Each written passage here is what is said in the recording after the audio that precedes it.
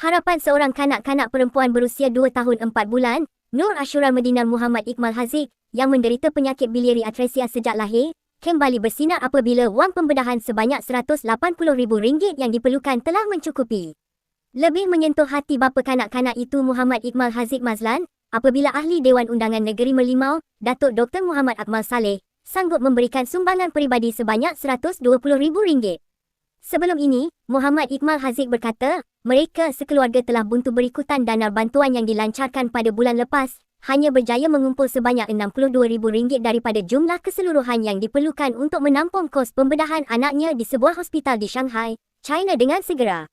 Muhammad Iqmal Haziq berkata, dia amat berterima kasih dengan Dr. Muhammad Akmal dan kebaikan itu akan dikenang sepanjang hayatnya, selain menyifatkan pengorbanan itu bukan mudah dilakukan, namun dapat memberikan harapan kepada anaknya yang lebih mesra dipanggil Medina itu, terus berjuang untuk hidup dan membesar seperti kanak-kanak lain.